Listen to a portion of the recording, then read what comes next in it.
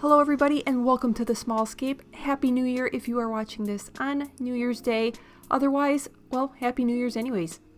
I thought it would be fun to do a 5 lessons I've learned about nanotanks in 5 minutes. I hope you enjoy the video. This is a fun little tank and it is small, so these lessons definitely apply the smaller the tank that you have. This is about a 3.5 gallon bookshelf tank. I love this tank. It is stocked with yellow Neocaridina shrimp, which are currently my favorite shrimp. They are from Flip Aquatics, who are a channel sponsor. And I also have Heterandria formosa, probably about 6 or 7 of each. It is a super fun tank to watch, very peaceful, and the inhabitants are so tiny that it just makes a really, really cute and fun little tank. Now, the first issue and the lesson that we can learn from this tank is, like a lot of nano tanks, it has a clip-on light, and this light only covers half of the tank. We do like to incorporate what we call a dark side into a tank, just because it gives the fish some spaces to get a little bit lower light and kind of chill out and relax. This one, you can tell that the plantings are very heavily only existing right now on the right hand side, not on the left side. It's just something to keep in mind when you do get a clip-on light and it does not reach the entire expanse of the tank. But the thing to keep in mind with this first lesson is Anubias does way better with low light than the Vallisneria does. So if you are having a small tank with a very little bit of light, definitely you want to stick with Anubias, and there's so many different varieties. Lesson number 2, you can see a lot of these Anubias, the leaves are turning yellow. They are very light colored, they're not their deeper green, and that's because this tank is very lightly stocked.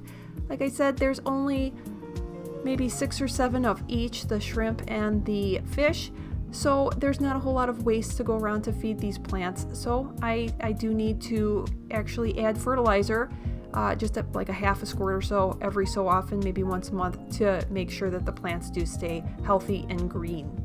Tip number 3, I highly recommend getting yourself some aquascaping scissors. Boy, do they come in handy.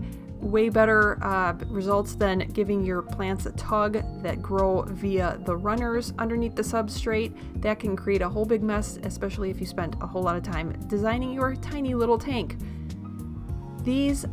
This Vallisneria that I planted in here, I just really like the look. I knew it would cause some maintenance in this very small little tank. I planted it along the back. I really like the look of it, but via runners it will pop up just wherever it feels like. So every once in a while I do need to kind of come in here and remove some of those that have popped up along the front. I don't really generally like that look, and then it also gives me a better vantage point to a crypt parva that's back there that I really like to appreciate, and then also give the fish and little critters some space to move around in the front. And this leads me to lesson number 4. Even with a tiny nano tank such as this, and any tank whatsoever, just keep this in mind when you are scaping your tank, that you will have to get in there and do some maintenance at some point, whether it's pulling plants or trimming plants or just moving around rocks like I had to. Just keep that in mind to give yourself some space to not only clean your tank but also maintain the aquascape.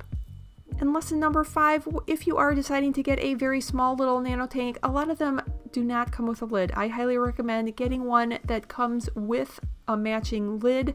The lid will save you so much time. Not only will it keep fish from jumping out, but it will also keep down the evaporation.